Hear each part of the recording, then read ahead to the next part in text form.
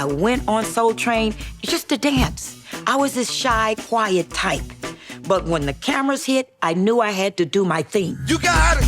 You got it. I'm Patricia Davis, and I was a SOULTRAIN dancer from 1971 to 1979. I know you got soul. Hey, if you did, you wouldn't be in here. I know you got soul. I was born in Fort Worth, Texas, and I was raised in Los Angeles, California. I was inspired through my aunt. She had a small cafe, and as a kid, she would put money in the jukebox and say to me, come on and dance for Auntie. And I would get out there and dance and have a good time. And then the people started coming into the restaurant, and they wanted to see this little girl dance. And I told them, no way, because I don't want to dance for free, you know? So they started throwing out dimes and nickels, and this is where I actually started, in her little small cafe in Fort Worth, Texas.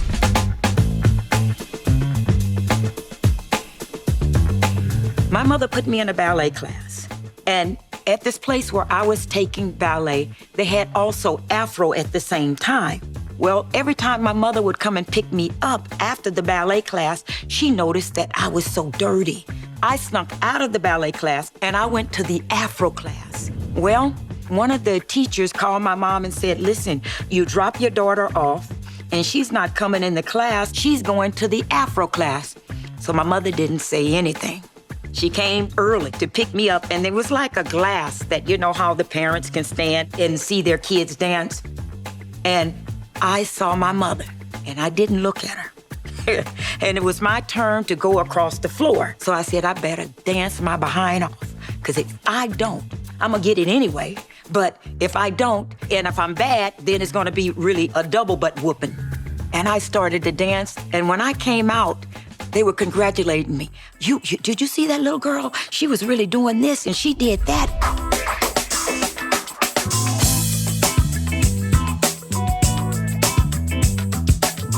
I went to Crenshaw High School.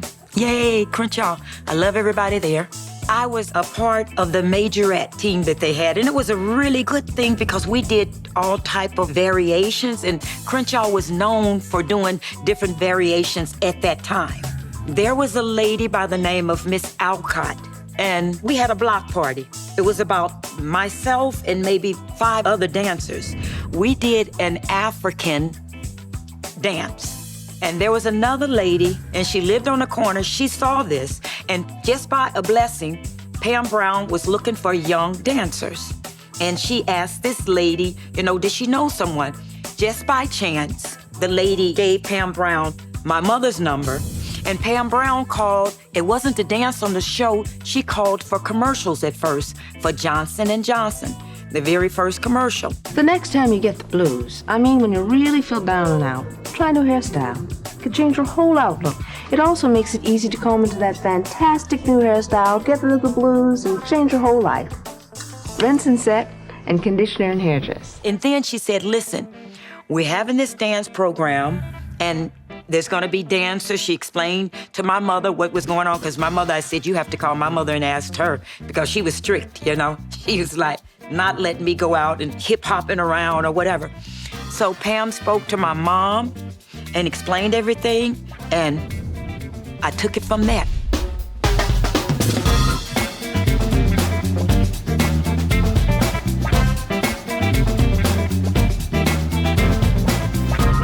I was, I think, about 15. And let's talk to 2 more members of our SOULTRAIN gang. Your names? Patricia Davis. Hi, Patricia. I went on SOULTRAIN just to dance.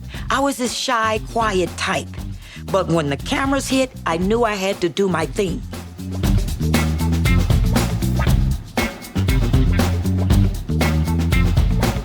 Pam Brown came out and she explained what SOULTRAIN was gonna be like. And then Don Cornelius came out, and he was this tall guy and with a deep voice, and almost a father image. But he was dressed so cool. Hi there and welcome aboard. You're right on time for a beautiful trip on the Soul Train. And if the sight and sound of soul's your pleasure and what's your treasure, you can bet your bottom we got 'em, baby. Everybody wanted to be on the riser. I got on there a couple of times, but I'm not the type to rush or push. I like when they say, okay, you get on the riser. But other than that, I was fine on the dance floor because I could follow the camera or do what I wanted to do.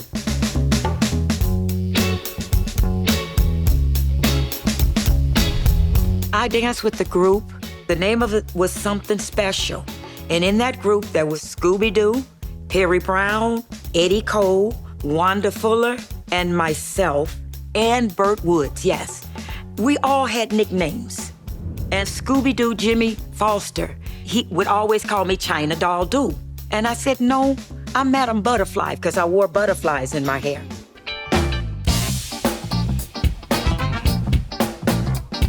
My style was a style of my own. I like the Pointer Sister look, and I like the baby doll look too. You know, it all depends on the way I felt. When I woke up in the morning and started to put my stuff together, oh, I feel this, the baby doll look. I wore 2 ponytails and I put rhinestones like I was crying, had a little baby bottle in my hand, you know, so. But I preferred the Pointer Sisters. I like that with the flowers and the hair and, you know, that sort of like elegant look as well. In the beginning, there was Niles Gay. He was my dance partner. And then it changed to James Phillips. My name is James Phillips, and I'd like to know who designed that hat Donald has on. Most of the stuff was in the moment, spontaneous. But there was one couple there that I would hang out with, and that was Eddie Cole and Wanda Fuller. Edward and Wanda, we have information that you've invented a dance called a tightrope, is that right? Yeah. They would practice their routines. They have it down. They were known for being one of the best couples of having their routines packed down. James and I, we just took it from heart and just went with whatever was on our spirit to give out. There's another dance partner I had, Gary Keys, with the big eyes, and we were doing the robot, and I did a split, and he was supposed to pick me up, had my hands out to split, and he didn't. So I had to drag myself all the way to the end of the line. I had knee burns on my knees.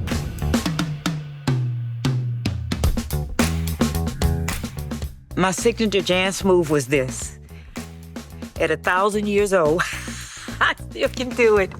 I call it the Pat Davis sway, because he likes swaying, you know? And I would have my butterflies in my hair, and I would be thinking about butterflies, you know? And try to do it as graceful as possible. Getting a lot of fan mail and representing Black young kids, I was so touched. I was so touched because you think that nobody would see you and love you that much that they want to send you a nice fan mail telling you how much they like you. And I even got butterflies. They would send me butterflies. I felt blessed to be a favorite on the show, but then I felt nervous at the same time because I felt like I had a responsibility. I could not be who I am on the inside. And I'm the type, if I looking at something and I'm reading, you know, the subtitles and it says, oh, she goes around with her nose up in the air, that hurts me because that is not me. Second place, Patricia Davis and Gary Keys. I had more positive things than I did negative. But me, because of my heart and because of the way I feel my pain, I focused on that negative part. And I wish that I can be like other people and just shake it off. This is the point that I'm trying to get to in my life. I could be much farther in the entertainment world, but I push back because I don't like this animosity and everybody's talking about everybody when God gave us all a blessing. I love to do my thing. I don't need no. I don't need. Some of my favorite moments, Soul Train was Demeter Joe with James Brown. And also watching Don Cornelius go down the line with Mary Wilson. And he almost tripped and fell at the end. And he said at the end, I'm too old for this. You know. I appreciate Miss Mary Wilson giving me the opportunity to dance on the show for the first time. Thanks, Mary. And also at lunchtime, I'm a vegetarian. And they fed us chicken, potato salad, and coleslaw. So I was around the studio saying, anybody want my chicken? Anybody? I'll trade you for your coleslaw, you know. I think they gave us 3 pieces, so I had enough to get potato and coleslaw.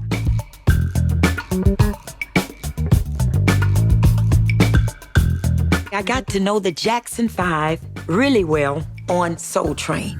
They would invite Gary and myself over to the house to just show Michael and all of the guys some moves. And we end up having a good time. We would dance and then take a break. They would order pizza, and we just had a wonderful time doing the robot. And then one place where we went, there was Michael and there was David Bowie. And Michael said, Pat, come on, show David Bowie how to do the robot. So we were, you know, at this party showing him how to do the robot and had such a good time. And then we just became friends. And we would go to the movies and they would wear different outfits, cold caps, so nobody would know who they were.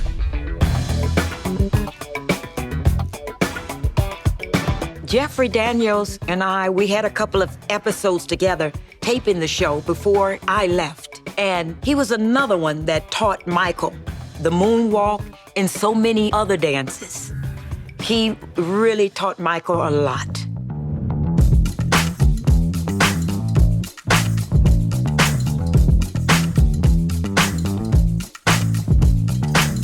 My favorite part about dancing on the show is it opened up so many avenues for me.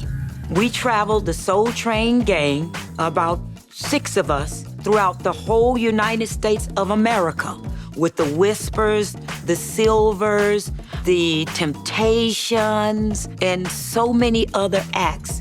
But we had a great time. We traveled and so many crazy things happened. Now, I don't know if I should tell this story, but one place they didn't want to pay the Whispers. So the management then said, everybody, all the dancers, go back on the bus because they were getting ready to do something crazy. They went to the gas station and got a little bottle with some gas in it, and they were gonna go and blow that place up. But the guy realized that you cannot play with people after they done the show. So he ended up paying us. I was able to dance with Tom Jones, Aretha Franklin, James Brown, Diana Ross, Tina Turner. When we were with Diana Ross, there was Demeter, myself, Little Joe, and Eddie Cole. We danced with Diana Ross all around Vegas and different places. And then a lady by the name of Kat Miller saw me on Soul Train, and she asked me would I like to go to Vienna, Austria to do some choreography.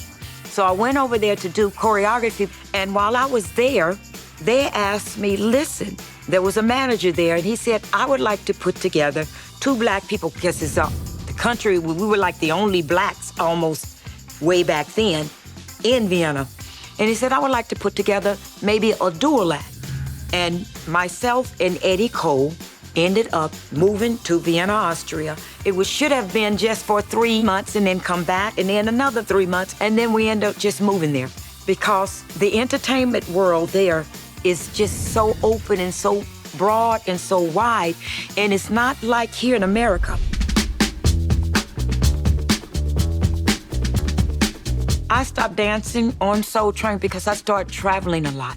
I started working, traveling throughout the whole world, Japan, Israel, China, Mexico, and all around the United States. So sad, but I just had so much work, so I just left the show. Currently, I'm singing and teaching dance in one of the best fitness centers in Vienna, Austria.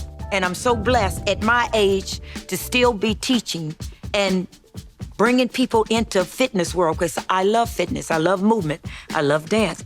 And I'm working with a band, Pat Davis, Madam Butterfly 24/7, singing with the band.